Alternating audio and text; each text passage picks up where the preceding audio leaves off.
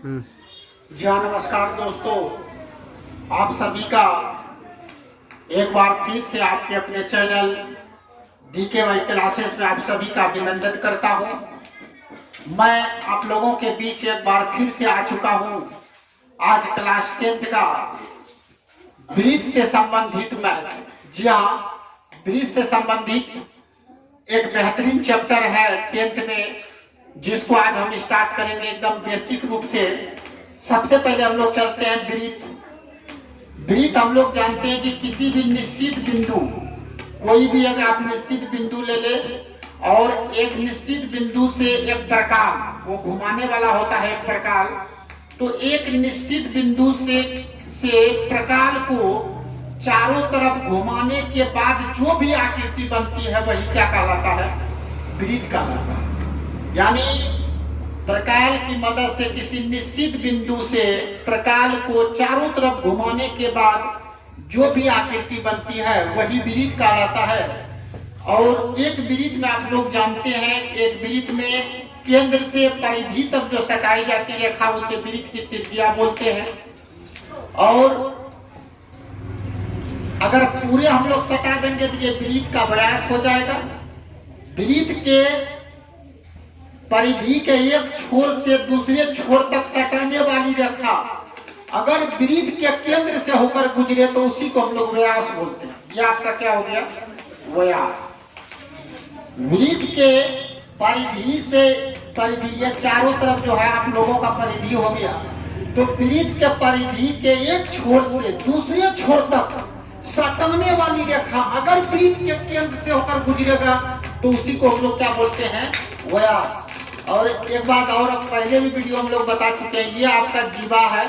ये एक वृत्त में अनंत जीवाएं होती है ना, एक वृत्त में अनंत जीवाएं होती है और एक वृत्त में अनंत व्यास भी होता है। जैसे ये आपको जो है ये हो गया, ये व्यास हो गया, ये भी व्यास हो गया। केंद्र से जो भी रेखा गुजरेगा सब व्यास होगा, है ना। तो वृत्त एक प्रकार का अगर कहा जाए तो व्यास भी एक जीवा ही है। इसको हम लोग वृत्त का व्यास जो है, वृत्त की सबसे बड़ी जीवा को हम लोग क्या कहते हैं? व्यास कहते हैं। तो अब आप लोग आएंगे, हम लोग मेन जो हम लोग का टॉपिक है, पहले आएंगे लघु वृत्तखंड और दीर्घ वृत्तखंड क्या होता है। लघु वृत्तखंड क्या होता है कि जैसे ये वृत्त आपको है, इस वृत्त में ये आपको केंद्र है। अगर कोई भी रेखा से ये रेखा खींच लीजिए तो ये जो हम लोगों का ये रेखा क्या है? हम लोग पर जीवा है।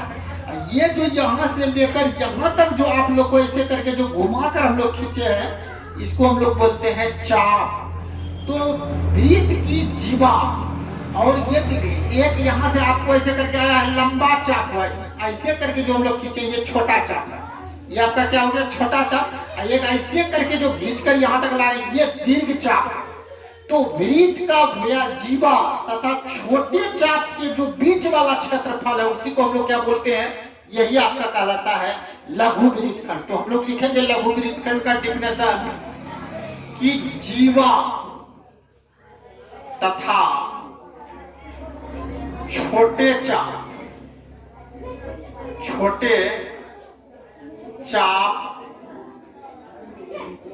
के जीवा तथा छोटे चाप के बीच वाला क्षेत्रफल के बीच के चाप के बीच के क्षेत्रफल को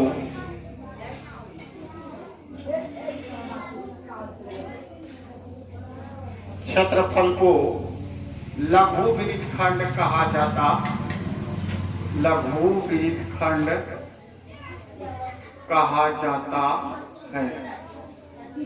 लघु वृत्तखंड कहा जाता है। याद रखेंगे हम लोग। जीवा, ये आपको जीवा, ये भी अगर आप लोग ऐसे खींच देंगे, इसको हटा देंगे तो ये भी आपका एक प्रकार का क्या हुआ? लघु वृत्तखंड ही कहेंगे, है ना। ये केंद्र से थोड़ा सा, अगर केंद्र से खींच देंगे तब तो ये आपका अर्धवृत्त हो गया। केंद्र से थोड़ा सा भी छोटा हम लोग नीचे खींच देंगे, सब ये जो क्षेत्रफल है ये लघु वृत्त है। यहाँ भी आपको दिखाया है। तो जीवा और लघु चाप, लघु मतलब छोटे चाप, है ना। लघु चाप या छोटे चाप, या लघु अगर लिख देते हैं तो और भी खूबसूरत हो जाएगा। लघु चाप तो जीवा तथा लघु चाप के बीच वाला जो बीच के जो क्षेत्रफल होते हैं ना, लघु तथा जीवा तथा लघु चाप के बीच के क्षेत्रफल को लघु वृत्तखंड कहा जाता है। तो लघु वृत्तखंड का क्षेत्रफल भी आप लोग ध्यान रखेंगे। लघु वृत्तखंड का क्षेत्रफल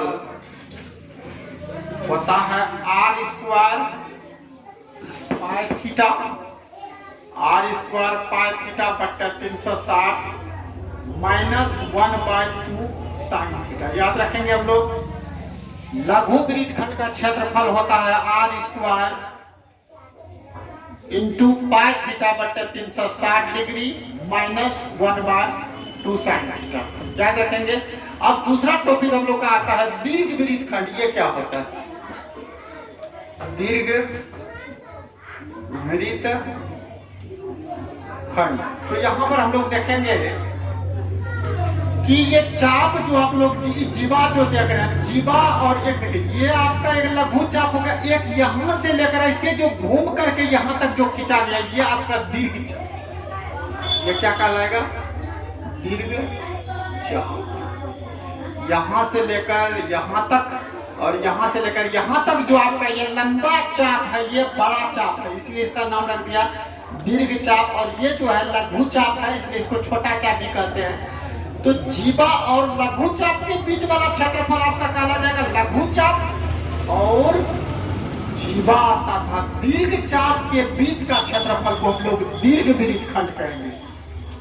जीवा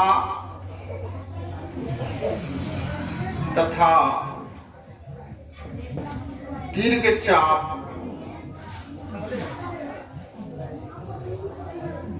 के बीच का क्षेत्रफल के बीच का क्षेत्रफल दीर्घ चाप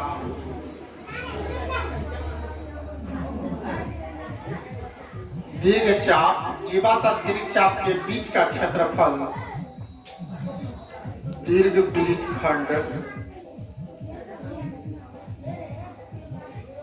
कहलाता है।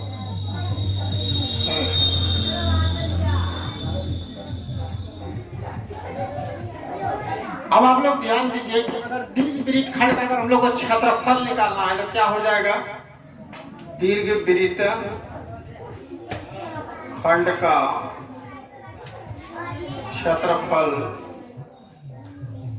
तो क्या देख रहे हैं हम लोग कि यहां से लेकर यहां जो अंदर वाला का क्षेत्रफल हम लोग निकालेंगे आर स्क्वायर पाई थीटा बट्टा 360 माइनस 1/2 साइन थीटा। और ये पूरे जो आप लोग का क्या वृत्त है, अगर वृत्त के क्षेत्रफल में लघु वृत्तखंड का क्षेत्रफल अगर हम लोग घटा देते हैं तो हम लोग का दीर्घ वृत्तखंड का क्षेत्रफल निकल जाएगा। तो क्या लिखेंगे? पाई आर स्क्वायर। आप लोग जानते हैं वृत्त का क्षेत्रफल क्या होता है? पाई आर स्क्वायर माइनस कर देंगे r square into pi theta बट्टा 360 माइनस 1/2 साइन थीटा।